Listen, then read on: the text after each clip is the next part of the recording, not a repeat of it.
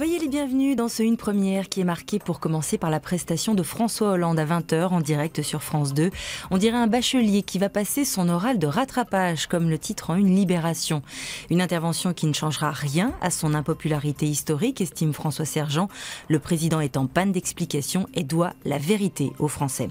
Des Français qui attendent des actes, comme le rappelle le Parisien aujourd'hui en France, qui estime lui aussi ce grand oral risqué pour Hollande, qui va faire un exercice de pédagogie. Chômage, retraite, fiscalité, allocation familiale, les dossiers chauds ne manquent pas. Métro résume les attentes des Français avec un « du travail, monsieur le président ». D'après un sondage IFOP, le chômage et le pouvoir d'achat arrivent en tête des préoccupations. Ça tombe mal car de ce côté-là, les nouvelles sont mauvaises. Comme le rappelle le Figaro, le pouvoir d'achat des Français est encore en recul. La faute, d'après l'INSEE, à la forte hausse des impôts entamée sous le gouvernement Fillon et celle votée après l'élection de Hollande. Pour les Échos, ce recul du pouvoir d'achat est inédit depuis 1984. Autre statistique, les Français en 2011 ont moins mis d'argent de côté pour garder leur niveau de dépenses. Reste à savoir s'ils vont garder cette attitude. Avec le pouvoir d'achat qui baisse, la consommation devrait elle aussi reculer et avec elle, bien sûr, la croissance. La baisse du pouvoir d'achat est aussi à la une du Monde, mais le journal revient également sur l'examen ce jeudi au Sénat d'une proposition de loi visant à supprimer le délit de racolage passif instauré en 2003. Une proposition qui embarrasse le gouvernement car elle percute un autre projet, celui de la pénalisation des clients des prostituées.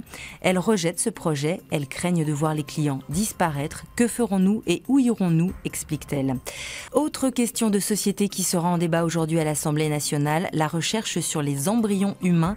La Croix revient sur cette proposition de loi déposée pour autoriser la recherche sur les cellules souches, actuellement limitée pour des raisons éthiques, une proposition jugée par certains dépassé et passéiste.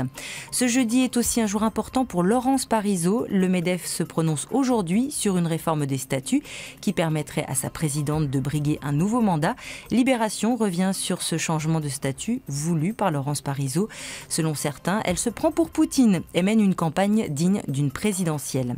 La patronne des patrons devrait lire Le Parisien aujourd'hui en France qui révèle cette idée choc de la SNCF, adapter les horaires des entreprises au trafic pour éviter l'engorgement aux heures de pointe. Des discussions sont en cours entre la SNCF et les représentants parisiens du patronat.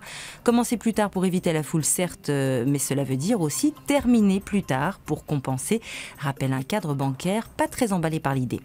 Allez, on se quitte sur cette image symbolique, celle d'une pelleteuse qui détruit le dernier grand vestige du mur de Berlin. Une tour de logement de 63 mètres de haut va le remplacer. Allez, à demain, bonne journée.